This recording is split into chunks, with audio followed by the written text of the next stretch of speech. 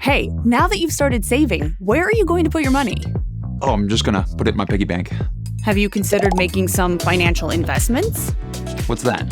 A financial investment is someplace you put your money where it can grow over time, so you can receive regular income from it, or sell it for a good profit someday.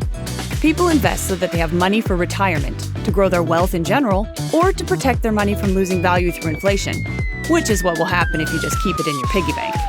Unlike a simple savings account, there are some risks involved. You might lose some or all of your money, but without the possibility of risk, there can be no profit. The higher the potential profit, the greater the risk. Oh, that's okay. I don't want to lose my money. It can be scary to think about taking risks, but investing some of your money could lead to some great things. Like what? Like, did you know that back in 1903, a man named John Gray invested $10,500 in his nephew's business, the Ford Motor Company? 16 years later, the value of Gray's shares had increased so much that his heirs sold them back to Ford for over $26 million. Wow. Amazing, right? When it comes to investing, some risk and some patience could make you some serious money. The safest kind of investment is called a CD. I already have lots of CDs. Not that kind of CD. A bank CD, also known as a certificate of deposit. They are very low risk since they're guaranteed by the government.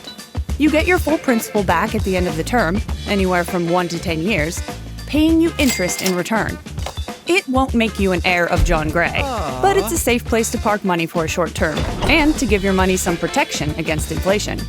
Next are bonds, which is when you loan money to a business or government. Bonds pay you a fixed amount of interest at regular intervals over time, and you get your principal back at the end. Wait, they give me interest? They do. Let's say you invest $20,000 in a bond that pays 5% interest for 10 years. The yearly interest is $1,000, and you get paid $500 every 6 months for 10 years. At the end, you've earned $10,000 profit, and you get your original $20,000 back.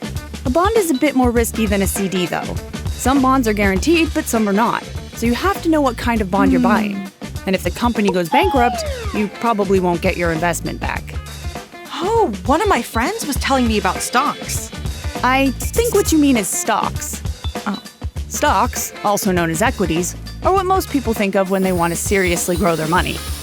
Buying stocks means that you buy a share of an actual company. You become part owner. If the company does well, you'll make money by earning a share of the company's profit, called a dividend, or by selling the stock at a higher price than you paid for it.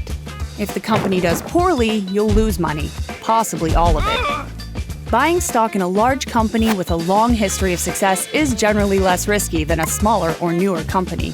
Some people also invest in real estate, which is land and buildings, because it's actually a tangible physical asset, not just a money contract like stocks and bonds. Buying a house and then renting it to someone else can provide a regular income.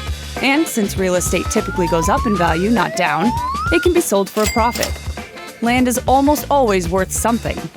Oh, my friend's doctor's mailman told me about this thing called AutoCoin. You must be talking about a cryptocurrency, which is another kind of investment. Crypto tends to be riskier because it's highly speculative, meaning it's based more on what you think will happen than on real financial information. Investments can take many forms, and there are a lot of different names depending on what is being sold, who is selling them, and why. So, do you think you're ready to invest? Here are a few simple steps you can take. First, determine how much you're able to invest. Risky investments especially should not be made with money you can't afford to lose. Don't risk money that you need for daily food, clothing, and shelter. Only begin investing after you've balanced your budget and saved enough for an emergency fund. Second, diversify by separating your money into several different investments. If one of them goes badly, you won't lose all your money. If you're investing for retirement, you want to take higher risk at first to actively grow wealth, and towards the end, shift to lower risk to protect it. Third, be smart. Do your research and learn from your mistakes so you'll avoid trendy or emotional investments that don't pay off. Consider a good time, a good risk, and a good price to make your investment profitable from the start. Investments take time to grow, so the sooner you start and the more patient you are, the sweeter and greater the potential return. Like cookies in the oven. When you invest, you give up the opportunity to buy something small now so that you can have something big in the future. Check your budget, and once you can afford it, work on establishing an investment. Maybe start with a CD or bond. But be patient, because good things come to those who wait. And invest wisely. Subscribe and watch more at PragerU.com.